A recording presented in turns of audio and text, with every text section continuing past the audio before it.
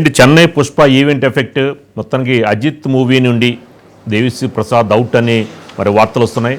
ఏంటి అంటే ఆ రోజున దేవిశ్రీ ప్రసాద్ స్టేజ్ మీదుగా మాట్లాడడం, తర్వాత ప్రొడ్యూసర్ కూడా అలాంటిదేం లేదు, మేము మళ్ళీ ఆయనతో మేము సినిమాలు చేస్తామని చెప్తున్నారు.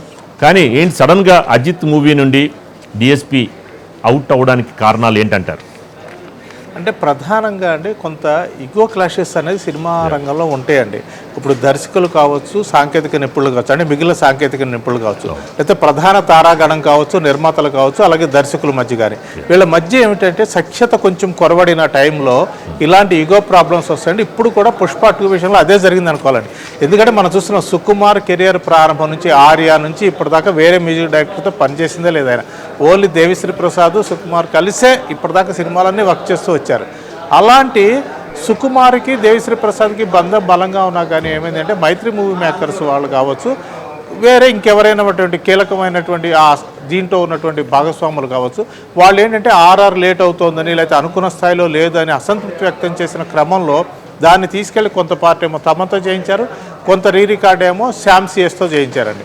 ఎందుకంటే తమన్ అంటే ఇక సరే మైత్రి మూవీ మేకర్స్లో చాలా సినిమాలు చేశారు కాబట్టి ఆ అనుబంధం దృష్టి అడిగితే ఆయన కాదనలేని పరిస్థితి. అయితే దేవిశ్రీ ప్రసాద్కి అది కాస్త బాధ కలిగించింది.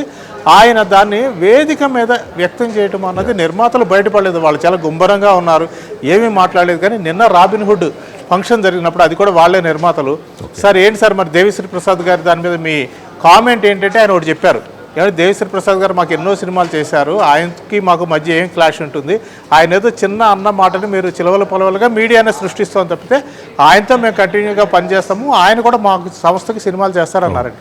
కానీ చిత్రం ఏంటంటేనండి, ఈరోజు ఉదయము అజిత్ సినిమా కూడా దేవిశ్రీ ప్రసాద్ మ్యూజిక్ ఇస్తున్నాడు. దాన్ని ఫస్ట్ టైం తమిళంలో మైత్రి మూవీ మేకర్స్ వాళ్ళు తీస్తున్నారండి.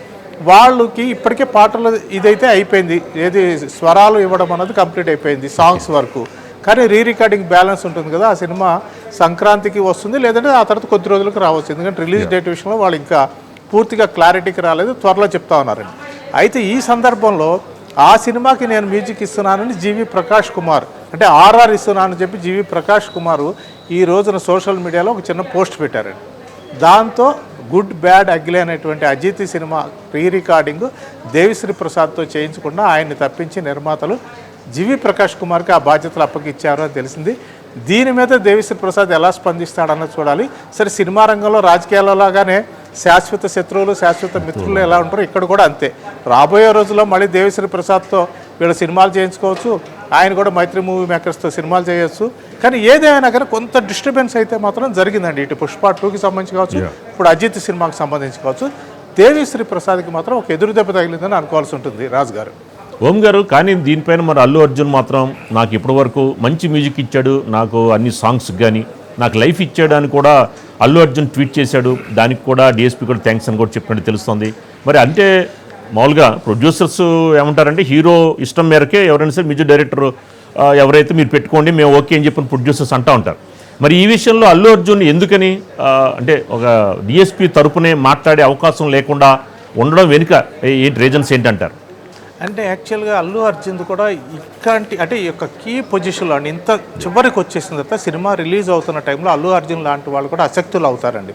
ఎందుకంటే సహజంగా సుకుమార్ది ఎలా ఉంటుందంటే చివరి నిమిషం వరకు అండి, సుకుమార్ ఆయన కదా రాజమౌళికి కూడా ఆయనకి జక్కన్న అన్న పేరు కదా, కాబట్టి వాళ్ళు ఏంటంటే చివరి నిమిషం వరకు సినిమాని బెటర్మెంట్ చేయడం కోసం కృషి చేస్తూనే ఉంటారండి. అందులో సుకుమార్ కూడా వస్తారు.